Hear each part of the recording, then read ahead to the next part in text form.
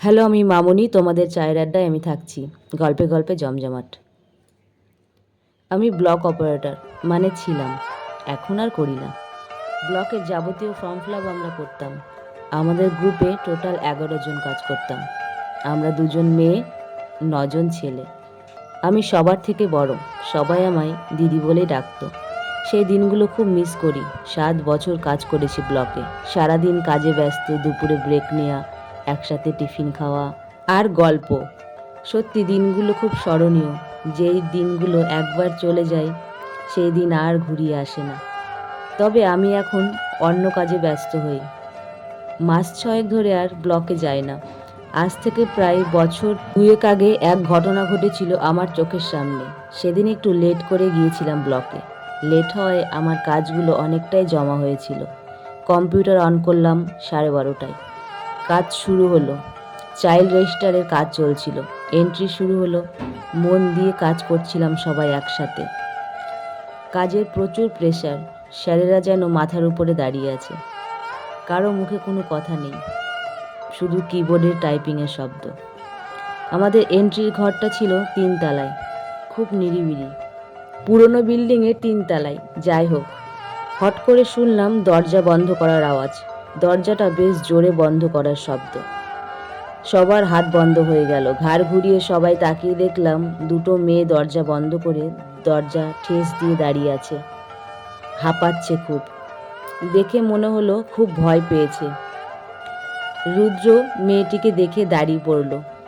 মেয়ে দুটোকে দেখে সবাই একটু ভয় পেয়েছিলাম। রুদ্র মেয়েটার কাছে যাওয়ার জন্য দাঁড়ালো। যেতে গিয়ে দাঁড়িয়ে গেল। আমার টেবিলে এসে বলল, দিদি তুমি যাও, মেয়েদের ব্যাপার। আমি বললাম আচ্ছা, তুমি দাঁড়াও, আমি দেখছি। মেয়ে দুটোর কাছে গিয়ে জিজ্ঞেস করলাম কি হয়েছে, দরজা বন্ধ করলে কেন? রেগে গিয়ে বললাম, দরজা খোলো, সরো। মেয়ে দুটোর গায়ে হাত দিয়ে সরিয়ে দরজাটা খুলবো, 2টো মেয়েই কেঁদে ফেললো। কেঁদে কেঁদে বলল, দরজাটা খুলবেন না প্লিজ ম্যাডাম। মেয়ে দুটোর কান্না দেখে আমি অবাক হলাম। ভাবলাম কাঁদছে কেন, কি ব্যাপার? মেয়ে দুটোকে জিজ্ঞেস করলাম কি হয়েছে, এত ভয় পাচ্ছ কেন, এত কাঁদছই বা কেন? আর হ্যাঁ, আমাকে দিদি বলে ডেকো, ম্যাডাম বলার দরকার নেই। আমার এই কথাটিতে মনে হলো মেয়ে দুটো একটু স্বস্তি পেল। একটা মেয়ে কিছু বলতে চাইলো আমাকে, কিন্তু বলতে পারলো না, এতটাই ভয় পেয়েছিল। আমি বললাম, তোমরা একটু বসো। রুদ্রকে বললাম, 2টো চেয়ার দে তো। মেয়ে দুটো চেয়ারে বসলো। একটু জল দিলাম, খেলো। আমি বললাম, একটু রেস্ট নাও, তারপরে বলো। মিনিট 2 পর মেয়ে দুটো মনে হচ্ছিল একটু সুস্থ বোধ করছে। আমায় তারা জানালো তারা যুবশ্রীর টাকা তুলতে এসেছে ব্লকে। এরা 2 বোন। ছোট বোন স্কুলে পড়ে, বড় বোনের বিয়ে হয়ে গেছে। অবশ্য আমি দেখে বুঝতে পারিনি মেয়ে দুটো জাতিতে মুসলিম ছিল। বলল শাশুড়িমার সাথে যুবশ্রীর টাকার ফর্ম ফিল আপ করতে এসেছে। বড় মেয়েটি স্বামী কলকাতা পুলিশ, কাজসূত্রে কলকাতায় থাকে। এই মেয়েটি বলল, জানো দিদি, আমাকে শাশুড়ি খুব জ্বালায়, খেতে দেয় না, ফোন কেড়ে রেখেছে, বরের সাথেও কথা বলতে দেয় না, আমার বাবার বাড়ির সাথে কথা বলতে দেয় না, বাবার বাড়িতে যেতে দেয় না। আমাকে 3 দিন ঘরে দরজা বন্ধ করে রেখেছে। এই 3 দিন দুপুরে একবার করে ভাত দিয়েছিল, শুধু ভাত, একটা সবজি। সকালে রাতে দিত না। আমি বললাম, তুমি পালিয়ে আসতে পারলে না? মেয়েটি বলল, ঘরে বাইরে থেকে ছিটকেনি দিয়ে রেখেছিল। আমি বললাম, তুমি ওয়াশরুমে যাবার নাম করে পালাতে পারতে। মেয়েটি বলল, ওয়াশরুম ঘরের ভেতরেই। আমি বললাম, ও, এখনো এমন দিন আছে বৌমারা ঘরে পড়ে পড়ে মার খায়? আমি বললাম, তোমার বোনের সাথে যোগাযোগ করলে কিভাবে? মেয়েটি বলল, কাল বর ফোন করেছিল, শাশুড়িমা আমায় দিয়ে গিয়েছিল ফোনটা। তখন বরের সাথে কথা বলে ফোন কেটে বোনকে ফোন করেছিলাম। আজ ব্লকে আসবো সেটা জানিয়েছিলাম। আমি বললাম, বরকে বললে না? মেয়েটি বলল, হ্যাঁ, বলে চুপ করে গেল। মনে হয় কিছু একটা চেপে গেল। আমি আর জানতে চাইনি। আমি মনে মনে ভাবলাম, মেয়েটি কি আদৌ সত্যি বলছে নাকি মিথ্যে বলছে, কিছুই বুঝতে পারলাম না। যাই হোক, মেয়েটি বলল, আমি স্যারের ঘরে ঢুকেছিলাম, শাশুড়ি মা বাইরে দাঁড়িয়েছিল, অফিস ঘরে 2টো দরজা, পেছন দরজা দিয়ে পালিয়ে এসেছি। একজনের ফোন থেকে বোনকে ফোন করে ডাকি। বোন ব্লকেই ছিল। দুজনে এক ছুটে এই বিল্ডিংয়ে পালিয়ে এলাম। দেখলাম সিঁড়ি দিয়ে দৌড়ে এলাম জীবন হাতে করে। মেয়েটি বলল, দিদি তুমি আমার সাথে একটু নিচে যাবে? আমি বললাম, আচ্ছা ঠিক আছে দাঁড়াও। রুদ্রকে বললাম, একটু যা তো ওদের সাথে, নিচ পর্যন্ত এগিয়ে দিয়ে আয়। রুদ্র বলল, ঠিক আছে। মেয়ে দুটোকে বলল, চলো। কিন্তু মেয়েটি রুদ্রর সাথে যেতে চাইল না। বলল, দিদি তুমি একটু চলো না প্লিজ। আমি বললাম, আমি কি করে যাব এখন, আমার অনেক কাজ, এখন আমার কাজ শেষ হয়নি। মেয়েটি বলল, চলো না দিদি একটু। আমার একটু রাগ হলো। রেগে বললাম, চলো। রুদ্র বলল, দিদি দাঁড়াও, আমিও যাব, ফাইলগুলো জমা দিতে যাব। 4টে ফাইল নিয়ে এলো, বলল, চলো। দরজা খুলে 4জন সিঁড়ি দিয়ে নেমে এলাম। দেখলাম একজন মহিলা নিচে দাঁড়িয়ে আছে। বয়স 40-45 হবে, কিন্তু মোটামুটি বেশ শক্ত সামর্থ্য মনে হলো দেখে। মেয়ে দুটো নেমে সোজা হাঁটতে শুরু করলো। ওই ভদ্রমহিলাটাও দেখলাম তার পেছন পেছন হাঁটা শুরু করলো। আমরা 2জন ছিলাম পেছনে, ওরা 3জন সামনে। গেট দিয়ে বাইরে বের হলো। আমরা মেন গেট পর্যন্ত এলাম। আমাদের ব্লকটা ছিল একদম হাইওয়ের সামনে। ব্লকের গেটের সামনে হাইওয়ে। আমি রুদ্র গেটের সামনে দাঁড়িয়ে থাকলাম। ওরা 3জন হাঁটতে শুরু করলো। মেয়ে দুটোর সামনে, শাশুড়ি পেছনে। কারো মুখে কোনো কথা নেই। আমি একটু অবাক হলাম। যাই হোক, খেয়াল করলাম মেয়ে দুটো হট করে জোরে জোরে হাঁটা শুরু করলো। তাই দেখে ওর শাশুড়ি মাও জোরে জোরে হাঁটা শুরু করলো। জোরে জোরে হাঁটতে হাঁটতে দৌড়তে শুরু করলো। তাই দেখে শাশুড়ি মাও দৌড়তে শুরু করলো। এই দেখে আমি রুদ্র দুজনেই অবাক। আমরা কি করব ভাবতে থাকলাম। 3জন রোডের ওপর দিয়ে দৌড়চ্ছে। আমি রুদ্র এই দেখে আর থাকতে পারলাম না। রুদ্র বলল, চলো তো দিদি, কি হচ্ছে দেখে আসি। রুদ্র রাস্তার সামনে ফাইলগুলো নামিয়ে আমরা দুজনেই দৌড় শুরু করলাম হাইওয়ের সামনে।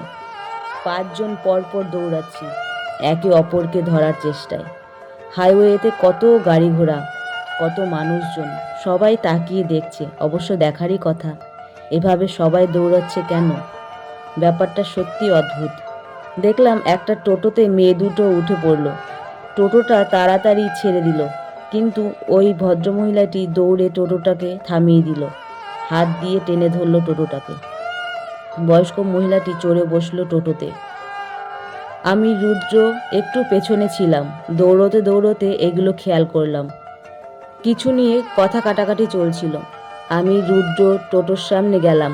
খুব হাঁপিয়ে গিয়েছিলাম। একে তো 3তলা থেকে নেমেছি, তারপরে এতটা দৌড়ে এলাম। খুব হাঁপাচ্ছিলাম আমি। আমার মুখ দিয়ে কথা বেরোচ্ছিল না, শুধু জোরে জোরে শ্বাস নিচ্ছিলাম। রুদ্র বলল, কি হয়েছে, এভাবে দৌড়াচ্ছ কেন? বড় মেয়েটি বলল, এই দেখো, এই টোটো চালক আমার বাবা। খবর পেয়ে বাবা আমায় নিতে এসেছে। আমাকে বাবার সাথে যেতে দেবে না, টোটোতে উঠে বসে আছে। আমার তখন খুব রাগ হলো। আমি বললাম, ও ওর বাবার কাছে যাবে, আপনি যেতে দিচ্ছেন না কেন? ওকে যেতে দিন, টোটো থেকে নেমে আসুন। বয়স্ক মহিলাটি বলল, আমি নামবো না, আমার বৌমাকে আমি যেতে দেব না, একা একা কোথাও যেতে দেবো না, আর যদি বৌমা যায় আমিও যাব ওর সাথে। মেয়েটি কেঁদে কেঁদে বলল, আমার সাথে সব সময় এই রকম করে, খুব অত্যাচার করে, আমি ওখানে গেলে আমাকে বাঁচতে দেবে না, আমি আর যাব না। বয়স্ক মহিলাটি বলল, মিথ্যে কথা বলছে। মেয়েটির বাবা বলল, আমি মেয়েকে আজ নিয়ে যাব আমার সাথে, ওর বর বাড়ি আসুক, তারপরে যা হবার হবে, ও আমার কাছে থাকবে ততদিন। বয়স্ক মহিলা নাছোড়বান্দা, মেয়েটি ওর সাথে যাবে না, ও টোটো থেকে নামবে না। আমি বললাম, ওর বাবা ওকে নিতে এসেছে, ও যাক, ওর স্বামী আসুক, তারপরে যা হবার হবে, আপনি টোটো থেকে নামুন আগে। বয়স্ক মহিলাটি বলল, আমি নামবো না। রুদ্র রেগে গেল, বলল, আপনি নামুন, সবাই আপনাকে নামতে বলছে না? বয়স্ক মহিলার এক কথা, নামবো না। রুদ্র বলল, দেখুন, অযথা আমাকে রাগাবেন না। রুদ্র খুব রেগে গিয়েছিল। চোখ দুটো দেখে মনে হচ্ছিল এখানে যদি বয়স্ক মহিলার বদলে কোনো ছেলে থাকতো তাহলে হয়তো মারামারি শুরু হয়ে যেত। মহিলা বলে রুদ্র কিছু বলতে পারছিল না। আমিও খুব রেগে গেলাম। বললাম, আপনি নামবেন, হ্যাঁ কি না? বয়স্ক মহিলাটি বলল, না। মাথায় আগুন জ্বলে গেল। বয়স্ক মহিলাটিকে হাত ধরে টেনে নামাতে গেলাম। বয়স্ক মহিলাটি আরেক হাত দিয়ে টোটোর হ্যান্ডেলটা চেপে ধরল। আমি টেনে নামাতে পারছিলাম না। বয়স্ক মহিলাটির গায়ে খুব জোর, আমার থেকেও বেশি। আমি ওর ব্যবহার দেখে আরও রেগে গেলাম। আবার হাত টেনে ধরলাম। ও আরেক হাত দিয়ে আরও শক্ত করে টোটোর হ্যান্ডেলটাকে ধরে থাকলো। আমি ভাবলাম এভাবে ওর সাথে পারা যাবে না। খুব রাগ হলো আমার। হাতটা জোরে করে মুচড়ে দিলাম। বয়স্ক মহিলাটি ব্যথায় বলল, আহ। আমি আরও জোরে হাতটা মুচড়ে দিলাম। ব্যথা সহ্য করতে না পেয়ে বয়স্ক মহিলাটি ওই হাত ছেড়ে দিল, যে হাত দিয়ে টোটোর হ্যান্ডেলটা শক্ত করে ধরেছিল। যেই দেখলাম বয়স্ক মহিলাটির ওই হাতটি আলগা হয়েছে, অমনি হাত ধরে দিলাম টান। হুমড়ি খেয়ে পড়ল রোডের ওপরে। আমি বললাম, আপনি এবার যান। অমনি টোটোটা ছেড়ে দিল। মেয়েটি আমাকে কিছু না বলেই চলে গেল। হয়তো কিছু বলতে চেয়েছিল, ভয়ে কিছু বলতে পারেনি, শুধু কাঁদছিল। বয়স্ক মহিলাটির কি রাগ! উঠে আমাকে বলল, এটা আপনি ঠিক করলেন না, আমি আপনাকে দেখে নেব। আমি আর সময় নষ্ট করলাম না। অনেক লোক জড়ো হয়ে গেছিল। সবাই জিজ্ঞেস করলো কি হয়েছে। আমি রুদ্র কারো কথার কোনো উত্তর দিলাম না। সোজা ভিড় ঠেলে বেরিয়ে এলাম। দূর থেকে একবার পেছন ফিরে তাকিয়ে দেখলাম হাত নাড়িয়ে নাড়িয়ে সবাইকে বোঝাচ্ছে। কি বোঝাচ্ছে কে জানি।